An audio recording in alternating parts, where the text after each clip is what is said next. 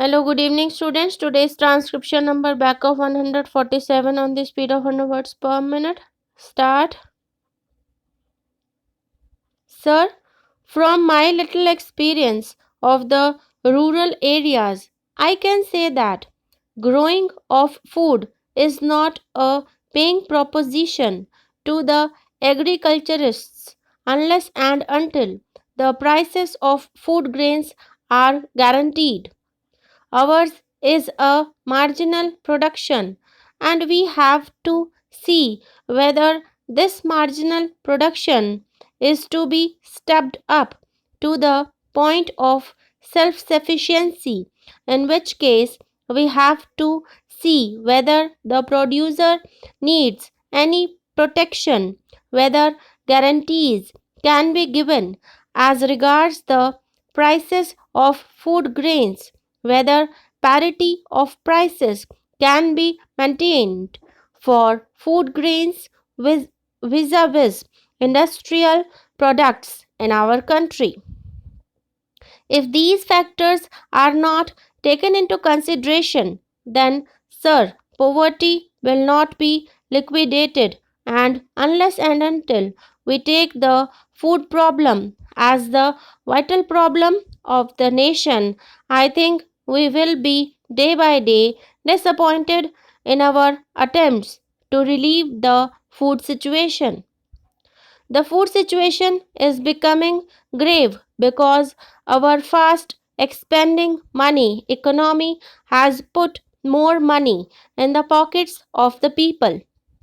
I have no quarrel with it because the country needs to give relief to the persons who are not well placed in life. But this money economy has played havoc among the rank and file of the various producers in agriculture because, after all, in India, even now more than 75% of the people depend on agriculture, and if there is a great disparity in income between the industrial labor and agricultural labor, the agricultural labor has no incentive. The smallholder has no incentive to produce more. Besides, growing food grains, as I said, is not a paying proposition, and so the balance is tilted in favor of cash crops. Various state governments have also abolished the Grow More Food Acts. Especially in Maharashtra, there is an act called the Grow More Food Act of 1995. It lays down certain restrictions on the grower to assign more land for food production.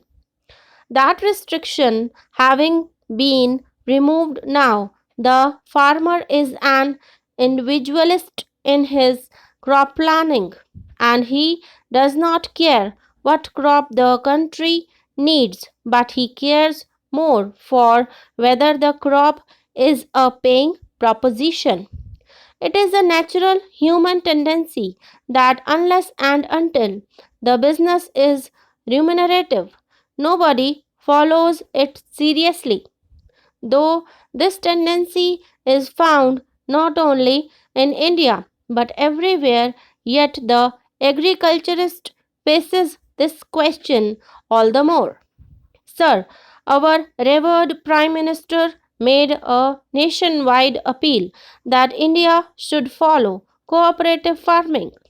Sir, cooperative farming still remains a dead letter, though there have been several eminent persons who have advocated the importance of cooperating farming.